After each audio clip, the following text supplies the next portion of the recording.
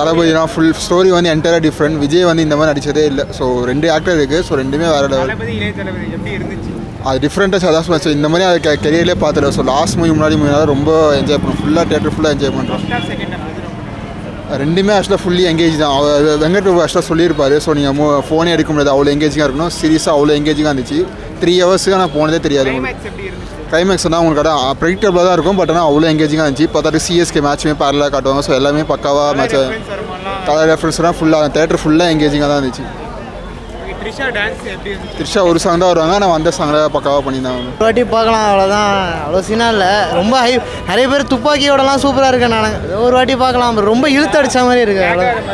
ஆமாம் bro. Second ஹாஃப்லாம் செம்ம log. கொஞ்சம் டிஃப்ரெண்ட்டாக ட்ரை பண்ணியிருக்காங்க. புது கதை செட் ஆகலை. தளபதி சூப்பராக தான் இருக்கார். பட் அந்த ஸ்டோரி ஸ்க்ரீன் பிளே நல்லா இல்லை. கொஞ்சம் ரொம்ப இழுத்து அடித்தது பச்சையாக தெரிஞ்சுது. எங்கே ரொம்ப லேக் ஆச்சு? அதான் ப்ரோ. அதாவது எண்டிங் எல்லாரும் ப்ரெடிக்டபிளாக தான் இருந்துச்சு. பட் அதே ரொம்ப இழுத்துக்கிற மாதிரி இருந்துச்சு. இன்னும் கொஞ்சம் நிறைய பேர் இருந்தாங்க. சிவகார்த்திகேயன்லாம் வந்து கேமியோ சீன்லாம் நல்லா இருந்துச்சு. தலை ரெஃபரன்ஸ்லாம் நல்லா இருந்துச்சு. அதான் கொஞ்சம் ஷார்ட் பண்ணியிருந்தாங்கன்னா நல்லா இருந்திருக்கும்.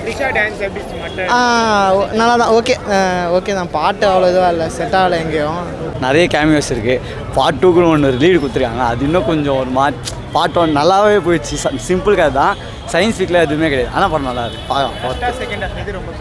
ஃபர்ஸ்ட் ஹாஃப் செகண்ட் ஹாஃப் எல்லாமே சும்மா அப்படியே கண்டினியூஸாக லேக் இல்லாமல் நல்லா போகுது. அவ்வளோதான். கிளைமேக்ஸ் வந்து இது நல்லா இருந்துச்சு. தலை கேமியோன்னு ஒன்று பண்ணிடுவாங்க. அது வெறித்தனமாக இருக்கும். தலை கேமியோ மாஸ் படத்தில்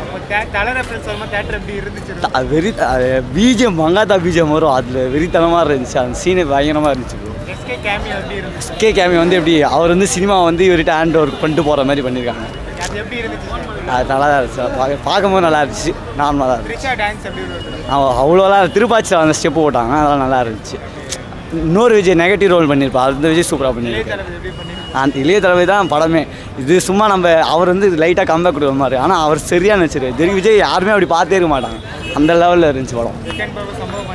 அங்கே செகண்ட் கோடிசஸ் ஓஜின்னு வரப்போகுது. பார்ட் 2 வரப்போகுதுன்னு மாதிரி தான் போட்டாங்க. நல்லா தான் இருக்கும்னு நினைக்கிறேன். வெங்கட் பிரபு சொன்ன மாதிரி சொல்லி அடிச்சிட்டாரு ப்ரோ. பக்கா ப்ரோ. அதே தான் ப்ரோ. நிறைய விஜய் ப்ரோ படத்தில் ப்ரிடிக்டே பண்ண முடியாது ப்ரோ. செகண்ட் ஹாஃப் வேறு மாதிரி ப்ரோ. கிளைமேக்ஸு ப்ரோ ஒரு விஜய் பெருசு. அப்பா விஜய் ஒருத்தர். பசங்க விஜய் 100 பேர் இருக்காங்க படத்தில். போய் பாருங்க. கிளைமேக்ஸ் நல்லா இருக்குது ப்ரோ. லாஸ்ட்டில் சீன் வச்சுருக்காங்க. நல்லா தான் இருக்குது. பயங்கரம். தலை ரெஃபரன்ஸ் தான் பயங்கரமாக இருந்தது ப்ரோ. தேட்டர் நாங்கள் உட்காந்து சின்ன இல்லைனா பயங்கரமாக இருந்திருக்கு. ரோஹினிலாம் போய் பார்த்தா இன்னும் செம்மையாக இருந்திருக்கும். ஆமாம் ப்ரோ. அவரும் வந்திருக்காரு. நிறைய கேமியோ ப்ரோ படத்தில். பயங்கரமாக. ஆமாம் எல்லாமே நடந்தது ப்ரோ. கடைசி ½ hour ஃபுல்லாகவே ட்ரீட் தான் ஃபேன்ஸ்க்கு. ஃபுல்லாக நிறைய கேமியோஸ் எல்லாம் சர்ப்ரைஸ்லாம் நிறையா இருந்துச்சு. அது நான் சொல்ல மாட்டேன். இருக்குது கொஞ்சம் இருக்குது. அங்கங்கே இருக்குது. சொல்லாமல் அது இருக்குது. நல்லா இருக்குங்க. அவர் டைலாக் சொல்லுவார் எஸ்கே. அது கரெக்டாக நல்லா இருந்துச்சு. நல்லா இருந்துச்சு ப்ரோ. நம்ம ட்விஸ்ட் மேலே ட்விஸ்ட்டாக பயங்கரமாக இருந்தது. சீனு தான் படமே. எல்லாம் கம்பேக்னா இதான். அங்கங்கே தோனி எல்லாம் எங்கெல்லாம் ஐடென்டிட்டியில் பயங்கரமாக இருக்கு ப்ரோ. படம்னா இதான் ப்ரோ படம். ஐயோ லாஸ்ட் சீன்லாம் சத்தியமாக சொல்கிறேன் bro. Venkat Prabhu mass bro. தளபதி தான் ப்ரோ. எல்லாம் ஹைலைட் ப்ரோ. மஜாயா படம் வேற லெவலு. அண்ணன் தான். இனிமேல் நாங்கள் மட்டும்தான். வெங்கட் பிரபு மஜா. எதுலயே பார்க்க தளபதி இந்த சீன்ல பார்க்கலாம். பையன் கேரக்டர் பயங்கரமா நடிச்சிருக்காரு. இளைய தளபதி எல்லாம் ஒண்ணுதான். ஆனா இந்த தளபதியா வேற எந்த படத்துல பார்த்துக்க முடியாது. இந்த படத்துல வேற லெவல் நடிச்சிருக்காரு கேரக்டர். வேற மாதிரி ப்ரோ. செகண்ட் பார்ட் எத்தனை நல்லா இருக்கும்னு நினைக்கிறேன். பயங்கரம். 100 நாள் ஓடும். அச்சஸ் வேற லெவல். தலை டோனி காமிச்சாங்க. தளபதியும் காமிச்சாங்க. அந்த சீன்லாம் வேற லெவலு. நடிச்சு விட பார்க்க முடியல. எக்ஸப்ட் பண்ணவே வேற லெவலுக்கு இது படம். வெங்கட் பிரபுக்கு வேற லெவல். ஃபர்ஸ்ட் ஹாஃப் செகண்ட் ஹாஃப்ல பிளாஸ்ட். வேற லெவல்.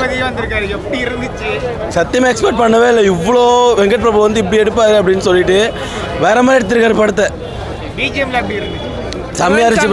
மியூசிக்லாம் வேற லெவலு. மங்காத்தாவோட டபுள் மடங்கு பயங்கரமா இருக்கு படம்.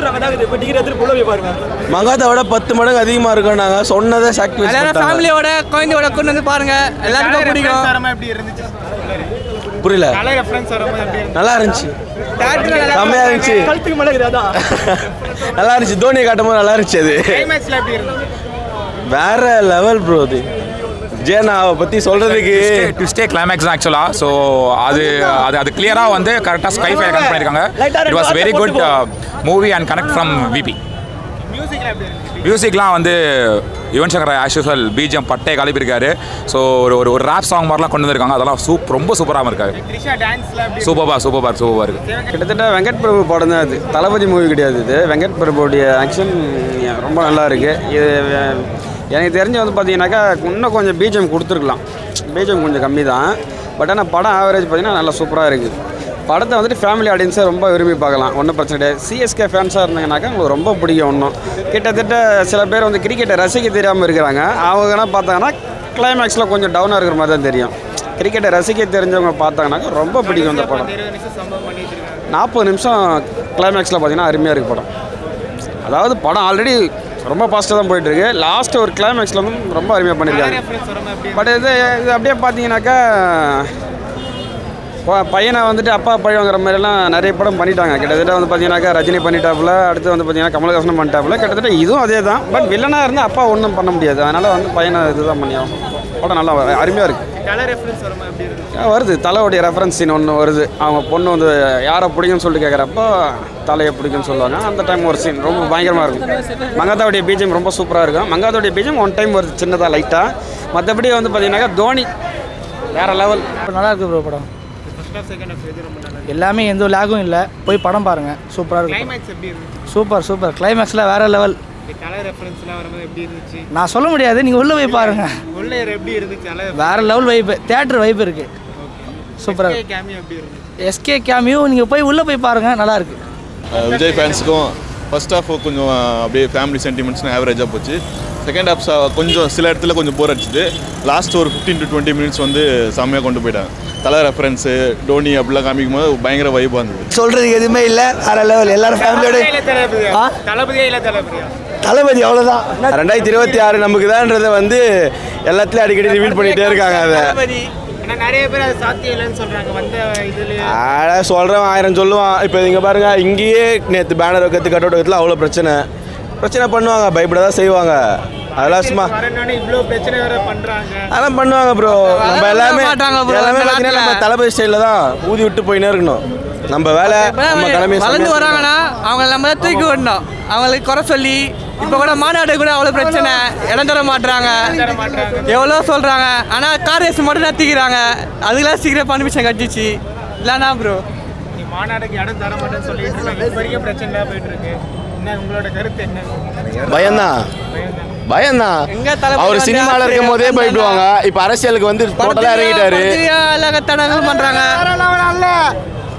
அண்ணன் வந்துட்டாரு. இனிமேல் என்ன வேணும்? அண்ணன் மட்டும்தான். 2026 நாங்கள் மட்டும்தான். அண்ணன் தான்ப்பா. அண்ணன் எப்போவுமே சிஎம் தான்ப்பா. அவர் அரசியலே சினிமா சரி எப்போவுமே டாப்பு நாங்கள் மட்டும்தான். அண்ணன் வந்துட்டாலே வேறு லெவலில் மாற்றம் வரணும். தமிழ்நாட்டுக்கு மாற்றம் வரணும். அது அந்த காலம். இப்போ வந்து யங்ஸ்டர் நாங்கள் இருக்கோம். அண்ணன் வராரு, வந்துடுவார். மாற்றம் கண்டிப்பாக வரும். அண்ணன் மட்டும்தான். வேறு லெவலு. இந்தாங்க இதே சேர்த்து எடுங்க. அண்ணன் மட்டும்தான்.